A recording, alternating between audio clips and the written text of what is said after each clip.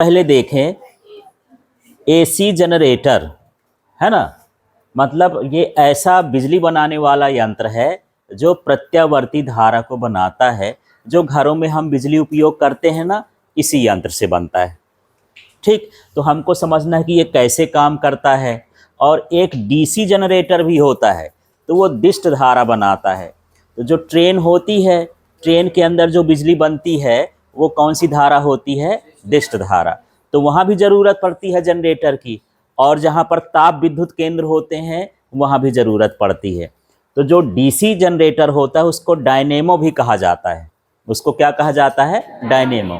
तो ये जनरेटर है, जनित्र है, गांव की भाषा में जगलेटर भी बोल देते हैं। और ये छोटे से लेकर के बहुत बड़े तक होता है। जैसे मान के चलो कि मुझे अपने घर में लगाने की इसका ज़रूरत है, तो मैं पेट्रोल वाला इतना छोटा सा भी ला सकता हूँ। साइकिल में बल्ब जलाने की ज़रूरत है तो साइकिल में और उससे छोटा लगा रहता है, जनरेटर मिल जाता है, मोटर जैसे होता है। अभी उसकी संरचना दिखाते हैं, ठीक है। और बड़ा से बड़ा जनरेटर जहां आप सुने होंगे ताप विद्युत केंद्र, यहाँ पर पाली में है ना, बिरसिंहपुर पाली में ताप विद्युत केंद्र है। तो ताप विद्युत केंद्र में बिजली बनती है, तो उसमें भी किसकी जरूरत पड़ती है? जनरेटर की। पर ये वास्तव में होता क्या है, इसके अंदर रहता क्या है, वो सारी चीज़ यहाँ पर समझते हैं। तो देखना, जनरेटर के भागों को हम देख लें। अभी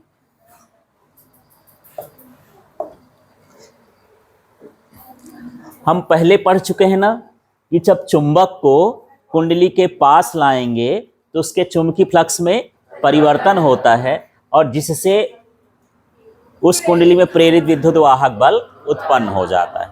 ये विद्युत चुंबकीय प्रेरण पढ़े थे, तो यही इसका सिद्धांत है। तो एक नंबर में ही पूछ देता है कि जो जनित्र होता है या जनरेटर होता है किसके सिद्धांत पर काम करता है? किसके सिद्धांत पर?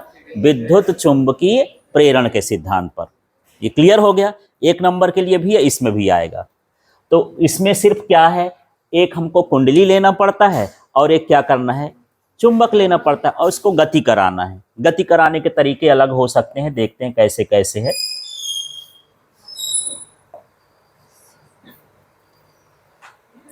अब इसके पार्ट्स को देखते हैं। इसमें जो ये बना हुआ है ना, ये इसका क्या कहलाता है? आर्मेचर। आर्मेचर कैसा बनाया जाता है? ऐसे करके ये जो कॉइल है ना तांबे की तार को, इसको बहुत सारा क्या करते हैं? लपेट देते हैं। तो वो क्या कहलाने लगता है? आर्मेचर। इसमें लोहे की पट्टियां भी लगी होती हैं। इसको मैं दिखा दूं, ये खुल जाए यदि तो। ये जो पट्टी पट्टी दिख रही है आपको, ये इसका क्रोड कहलाता है। तो इसी के सहारे इसमें क्या बनाया जाता है? आर्मेचर। ये तांबे की विद्युत रोधी तार होती है और इस तार को इसके अंदर बार बार लपेटा जाता है, तब क्या बनता है? आर्मेचर। तो आर्मेचर आपको दिख रहा होगा, जो ये ABCD लिखा है ना, ये क्या है? आर्मेचर है। और इसमें पट्टी पट्टी दिख रही है, ये लोहे की क्या है? पट्टियां हैं। और इसी के ऊपर तांबे की तार को लपेट देते हैं। और एक ये क्या रखा गया है? चुंबक रखा गया। और ये इसका शाफ्ट हैंडल है, इसको क्या करना है? घुमाना है। घुमाएंगे तो अभी हम पढ़े हैं कि जब चुंबक और कुंडली के मध्य क्या होती है? आपेक्षिक गति होती है। तो कुंडली के चुंबकीय फ्लक्स में परिवर्तन होता है, जिससे उसमें प्रेरित विद्युत वाहक बल उत्पन्न होता है। तो ये जो हम घुमाते हैं ना, तो इसमें गतियाँ कराते हैं। अब ये घुमाने का तरीका अलग अलग हो सकता है। कभी सोचते हो यार, एक पवन चक्की का भी नाम सुने हैं, उससे भी बिजली बनती है ना। जल विद्युत होती है, उससे भी बिजली बनती है। ताप विद्युत होता है, उससे बिजली बनती है। कभी कभी हम ऐसा जनरेटर लाते हैं कि पेट्रोल डालते हैं तो बिजली बनती है। डीजल डालते हैं, जैसे गांव में जनरेटर, शादी फंक्शन में जो बड़ा जनरेटर लगा होता है, डीजल डालते हैं तो उसमें बिजली बनती है। होता क्या है, कुल मिला के इसको क्या करना है? घुमाना है। इसको क्या करना है? घुमाना। अब किसी इंसान को बैठा दें तो कैसे घुमाएगा? कहीं धीरे कहीं तेज, उसकी ताकत थक जाएगा तो बंद कर देगा। अब यहाँ पर एक क्या लगा देते हैं? पंखी लगा देते हैं, जिसको क्या कहा जाता है? टरबाइन। जो पंखी है ना, छोटे में अभी कभी एक ठो पत्ता लेकर के और ऐसे करके दौड़े होगे तो क्या होता है? घूमता है ना। वही पंखी क्या कहलाया? एक तरह का टरबाइन कहला गया। अब टरबाइन माने एक तरह का बड़ा सा क्या है? पंखा है, ठीक। और उस पंखे को घुमाओगे तो ये भी घूमेगा और ये घूमेगा तो ये क्या बनाएगा? बिजली। सिंपल सा है, ठीक। तो इसमें अब देखो, जैसे मान लो जल विद्युत बनाना है, क्या बनाना है, जल विद्युत। तो यहाँ पर एक टरबाइन लगाया जाता है, वो टरबाइन इस तरह की पंखी लगी होती है ऐसे, जैसे पानी बहुत तेजी से गिरा इसमें, तो ये पंखी कहाँ जाएगी, नीचे। तब तक दूसरी पंखी आ जाएगी, उसमें भी पानी गिरेगा, कहाँ जाएगा, नीचे। और ये पंखी बार बार क्या होगी, घूमेगी, ये घूमेगी तो इसको घुमाएगी, इसको घुमाएगी तो क्या बनेगा, बिजली। तो टरबाइन कोई बिजली बनाने वाला यंत्र नहीं है, टरबाइन क्या है, एक तरह का पंखा है। तो ये कैसी हो गई, जल विद्युत। तो जल विद्युत जो बड़े बड़े बांध होते हैं, जैसे अभी बरसात का समय था, तो उसमें खूब पानी भर लेते हैं ऊंचाई तक, फिर उस पानी को बड़े तेज से नीचे की ओर एक सटक से, मोटी सी सटक से किसके ऊपर गिराते हैं, टरबाइन के ऊपर। टरबाइन माने किसके ऊपर, पंखे के ऊपर। तो पंखा क्या होता है, घूमता है, उसको इससे अटैच कर देते हैं, तो ये भी घूमता है, ये घूमता है, तो क्या बनाता है, बिजली। इस तरह से कौन सी बिजली बनती है, जल विद्युत। ठीक है। दूसरा नाम सुने होंगे, ये जो होता है, क्या कहना चाहिए, पवन चक्की। तो जहां हवा का प्रेशर रहता है, लगातार हवा चलती रहती, उस इलाके में पवन चक्की लगी होती है। इसमें बहुत बड़े बड़े ऊंचे ऊंचे टावर होते हैं और पंखे होते हैं खूब बड़े बड़े। कभी मान लो दिल्ली तरफ ये ट्रेन में गए होगे, तो यहाँ पर आपको ग्वालियर के आसपास जो है पहाड़ों में बहुत सारा चीज़ दिखता है जो घूमता हुआ है, बहुत ऊंचा होता है वो, और पंखे बड़े बड़े होते हैं। ठीक है। तो वो क्या होता है, पवन चक्की। उसका पंखा तो एरोप्लेन के बराबर भी हो सकता है, और वो एल्युमिनियम से बना होता है, बहुत हल्का होता है, गिरने के बाद बहुत जल्दी टूटता भी है। तो क्या होगा, हवा चलेगी, वो क्या होगा, घूमेगा। जब वो घूमेगा तो ऊपर की छक्के को नीचे के इससे चैन से जोड़ देंगे। जैसे आप लोग साइकिल चलाते हो ना, तो पैडल मारते हो आगे, और घूमता पहिया कहाँ का है, पीछे का। किससे जुड़ा होता है, चैन से। ठीक है। तो इसी तरह से ऊपर का घूमेगा, तो चैन से हम इसको भी जोड़ देंगे, तो ये घूमेगा, ये घूमेगा, तो क्या बनेगी, बिजली। कुल मिला के इसको घुमाना है, चाहे जैसे घुमाओ। ये कौन सी बिजली हो गई, वायु वाला जल विद्युत, वो पवन चक्की कहला गया। ठीक है। तीसरा होता है जो ज्यादा बनता है, क्योंकि पवन का भरोसा नहीं, कब चले कब ना चले, कहीं तेज चल सकती है, कभी धीरे चल सकती है। पानी का भरोसा नहीं कि बांध भरे रहे हमेशा, खाली भी होगा तो हमारी बिजली बनना बंद हो जाएगी। तो फिर ज़्यादा से ज़्यादा हमारे यहाँ बनता है ताप विद्युत। ताप माने गर्म करके हम पानी को भाप बनाते हैं, और भाप को हम तेजी से भगाते हैं। जैसे मान के चलो, आप घर में कुकर का यूज करते हो ना, तो जब वो कुकर बड़ा हो जाता है तो उसको कुकर नहीं कहते हैं, बॉयलर कहते हैं। क्या कहते हैं, बॉयलर। तो जो बड़ी बड़ी ये कंपनियां होती हैं जहां बिजली बनती है, वहां पर क्या होते हैं, बॉयलर होते हैं। अब उसमें पानी भरा होता है, अब उसको कोयले से, बहुत तेज कोयला जलाते हैं, तो उसको गर्म करते हैं, तो पानी क्या बनेगा, भाप बनेगा। और जब भाप बनेगा तो सोचो, कभी कुकर की सीटी जब भाप बन जाती है, तो यदि सीटी ढीली हो तो दाल वाल तो ऊपर फेंका जाती, नहीं फेंका जाती, तेजी से उसका भाप निकलता है। तो उस भाप को कहाँ लगाएंगे, पंखे में। जैसे पाइप लगा दिए तो भाप आती है तेजी से, पंखा क्या होगा, घूमेगा। भाई एक फिरंगी ले लो, फूंकते हो तो फिरंगी क्या होती है, घूमती है। बस मुंह से नहीं फूंकना है उसको, किससे फूंकना है, भाप से फूंकना है, तो वो ताप विद्युत वाला हो जाता है। उसमें इस तरह का सिस्टम बनाया जाता है, जितनी संकरी जगह कर देते हैं उतना तेज उसमें भाप निकलता है। जैसे मैं बोलो, अब फूंक रहा हूं तो हवा आपको पता ना चलेगी। अब थोड़ा सा छोटा सा मुंह बनाओ, ऐसे करूं तो हवा कैसे निकलेगी, तेज निकलेगी। तो उसको एक पतले पाइप से क्या करते हैं, निकालते हैं, और कहां पर ले जाएंगे, टरबाइन पर। टरबाइन पर प्रेशर लगेगा, टरबाइन माने समझ गए, पंखा, और उस पंखे को वो घुमाएगा तो बिजली बनेगी। अब उसको गर्म करने के तरीके भी अलग अलग हो सकते हैं। यहाँ से देखो, कई बार जो है करोड़ों टन कोयला जाता है, आप देखते होंगे यहाँ पर स्टेशन में सबसे ज्यादा जो है कोयला यहाँ से निकल जाता है। कहाँ जाता है यार, ये जहाँ बिजली बनती है अधिकतर उन प्लांटों में जाता है। कोयला को जलाते हैं, पानी को बॉयलर में गर्म करते हैं, उसकी भाप को एक सकली नली से कहाँ तक पहुँचाते हैं, टरबाइन तक पहुँचाते हैं। टरबाइन घूमता है, तो इसके साथ ये घूमता है और ये घूमता है, तो क्या बनेगी, बिजली बनेगी यार। इस तरह से। अब कहीं पर सुने होंगे यार यूरेनियम से भी बिजली बनती है, तो बस उसमें भी बॉयलर लगेगा। बस जो काम कोयला करता था कि जलने के बाद गर्मी देता है कोयला, वैसे भी यूरेनियम भी जलने के बाद क्या देता है, गर्मी देता है। ठीक है। कुछ लोग छोटी छोटी जगह में वेस्टेज से बिजली बनाते हैं, जैसे यहाँ पर जितना प्लास्टिक पन्नी ये सारा जाता है ना, तो ये बहुत सारे बड़े बड़े शहरों में तो पहाड़ लग जाते हैं।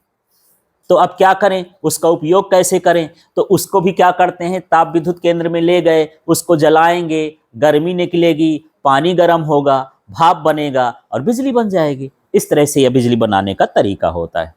ठीक है, तो सारा छोड़ दो, यहां पर आपको समझना है कि इसको क्या करना है, घुमाना है। अभी मैं बोला पेट्रोल से बनती है, तो जैसे पेट्रोल से बनती है तो आपकी मोटरसाइकिल में इंजन लगा होता है ना, पेट्रोल डालते हो तो इंजन क्या होता है, घूमता है, तो फिर हमारी गाड़ी चलती है। बस हम पेट्रोल वाला इंजन लगा देंगे कि पेट्रोल डालेंगे तो उसका इंजन चलेगा, इसमें जोड़ देंगे तो ये घूमेगा, बिजली बन जाएगी। कुल मिला के इसको क्या करना है, घुमाना, चाहे पेट्रोल से घुमाओ, चाहे डीजल से घुमाओ, चाहे हाथ से घुमाओ, चाहे किसी से घुमाओ। और डीजल वाला होता है तो जो आप सोचते हो गांव में जो जनरेटर होता है ना, तो उसमें दो भाग होता है, एक जनरेटर और एक तरफ क्या लगा होता है, डीजल इंजन, है ना, जिसमें डीजल भरते हो तो इंजन घूमता है, तो जनरेटर वाले इस आर्मेचर को घुमाता है, तो उसके अंदर क्या बनती है, बिजली बनती है। ठीक है, समझ में आ गया प्रोसेस? तो बिजली बनाने के लिए कितने चीजों की सिर्फ जरूरत है, दो चीजों की, एक क्या, चुंबक, और दूसरा क्या है, कुंडली। उस कुंडली को लोहे में लपेट देते हैं तो वो क्या कहलाता, आर्मेचर। और तीसरा चीज होता है घुमाने वाला। कुंडली को क्या चाहिए, घुमाने वाला।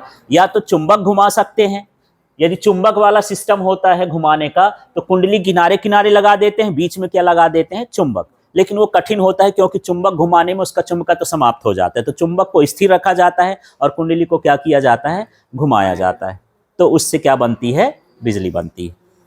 ठीक, तो यहां पर अब मैं जनित्र की परिभाषा बता रहा हूं कि यहां पर हम जो घुमाते हैं वो कौन सी ऊर्जा हो गई, यांत्रिक ऊर्जा, और इसके अंदर जो बनती है वो क्या हो गई, विद्युत ऊर्जा।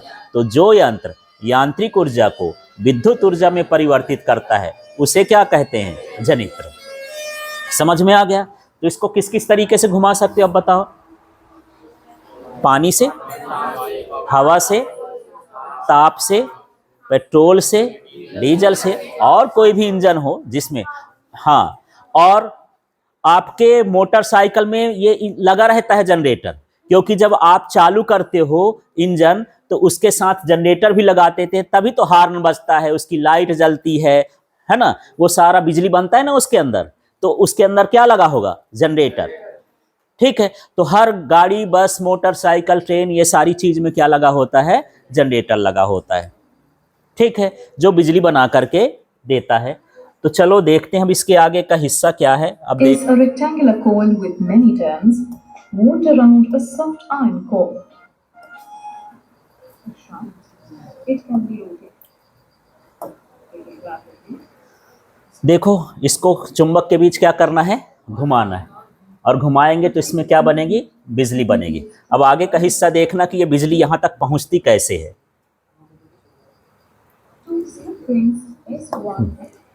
देखो जब बिजली बनेगी तो इस तार से कहां आती है, नीचे। अब हम बिजली को बना तो लिए पर उसको पहुंचाए कैसे, तो इसमें ये दो तार होती हैं, जैसे इसमें भी यहां पर तार है, तो इस तरह से ये तार निकली है, तो कितनी तार निकलेंगी, दो। इस तार में अंगूठी पहना देते हैं, अंगूठी का मतलब ये रिंग, एक तार में इस तरह से रिंग पहना दी, ऐसा कोई अंगूठी हो किसी के पास तो दो यार,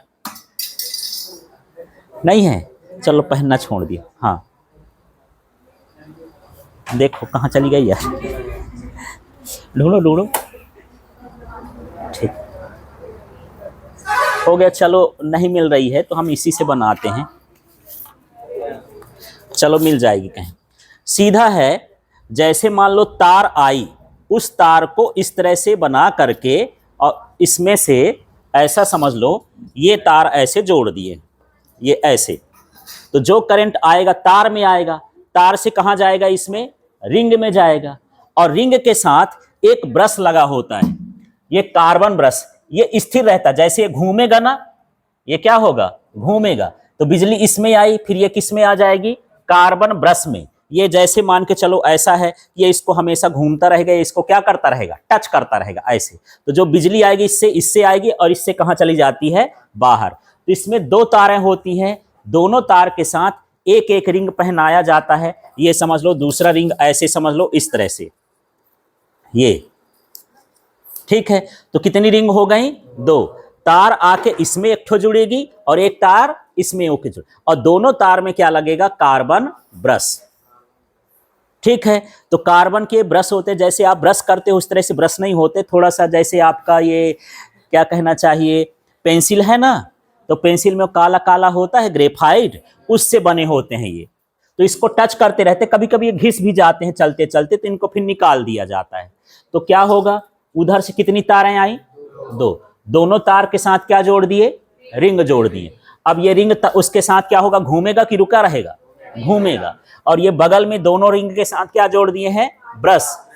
ठीक है, तो जो बिजली इसमें आएगी इस ब्रश की सहायता से कहाँ चली जाएगी, बाहर, फिर वही खंभों वंभों की सहायता से कहाँ पहुंच जाती है, घर पहुंच जाती है। इस तरह का ये सिस्टम होता है। ठीक, तो चलो इसको आगे का देख लेते हैं, आगे का हिस्सा।